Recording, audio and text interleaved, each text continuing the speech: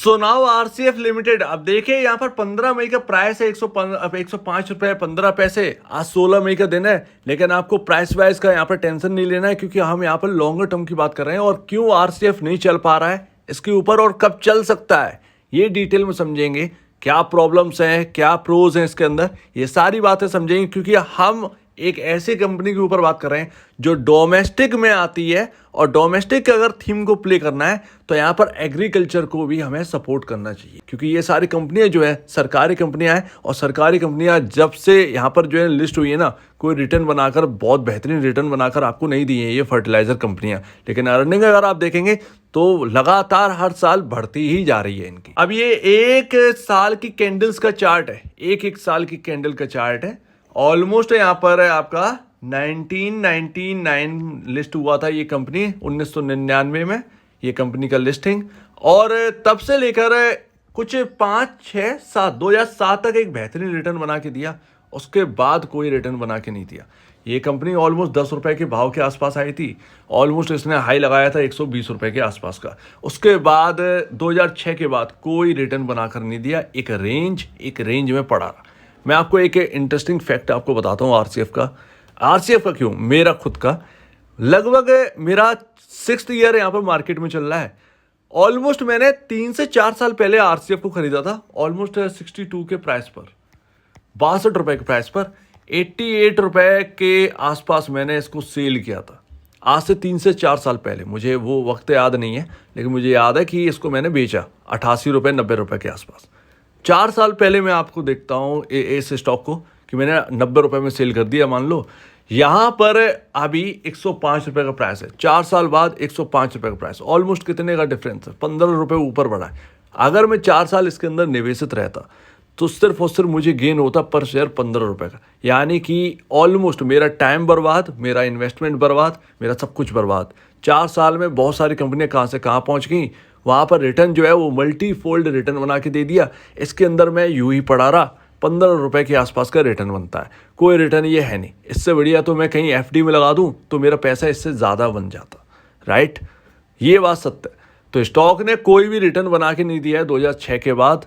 ये तो यहाँ पर पक्का है, एक रेंज में घूमता रहा। जिसको लोअर लेवल पर मिल गया उसने हायर लेवल पर बेच लिया, या फिर हायर लेवल पर आकर वो सोचता रहा कि और चलेगा और वो वहीं अटका रहा। ये कहानी रही आरसीएफ के अंदर। ऑलमोस्ट एनएफएल के अंदर भी यही है।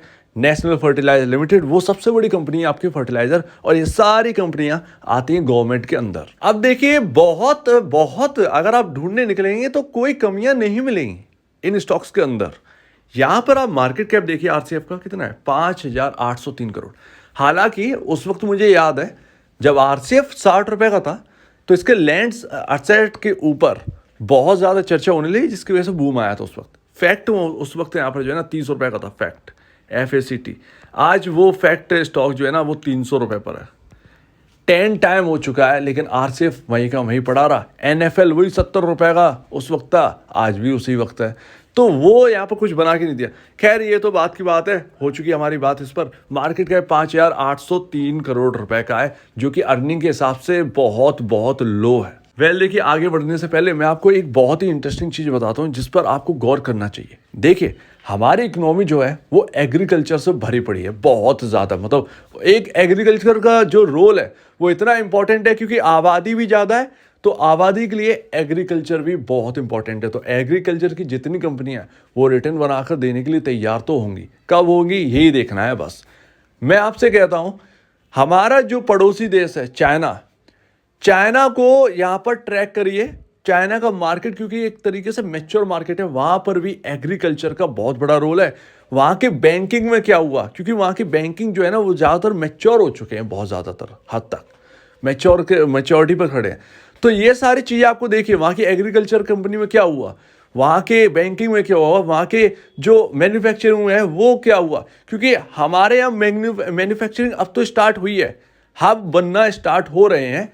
आगे हम उसी ट्रैक पर जाएंगे, मैन्युफैक्चरिंग में तरक्की यहाँ पर भी होगी, एग्रीकल्चर भी यहाँ पर बढ़ेगा। ऑब्वियस सी बात है, सारी चीज़ें बढ़ी तो उनको ट्रैक करना ज़रूरी है, क्योंकि वो भी जीरो से ऊपर आए हैं। तो अगर आप उनको देखोगे, उनकी चीज़ें पढ़ेंगे, तो उनके मार्केट से हमको कुछ ना कुछ तो लेने को मिलेगा। तो ये इंपॉर्टेंट है वाकई में। बाकी सारी चीज़ें एक तरफ, ये सारा चीज़ें समझना, उनके मार्केट में क्या हुआ ये एक तरफ है, उनके मार्केट से क्लूज निकालना स्टार्ट करिए, बहुत इंपॉर्टेंट रहेगा। एग्रीकल्चर कंपनियों में वहाँ कब हुआ, बूम कब आया, कैसे हुआ, वहाँ की मार्केट कैप क्या है कंपनियों का, क्योंकि मुझे लगता है वहाँ पर एग्रीकल्चर कंपनी जो होंगी ना ज़्यादातर चाइना के गवर्नमेंट की होंगी, तो वहाँ का मार्केट कैप कितना है कंपनियों का, तो उससे आपको ज़्यादा समझ में आएगा। अब आते हैं बहुत अच्छी बात, अर्निंग।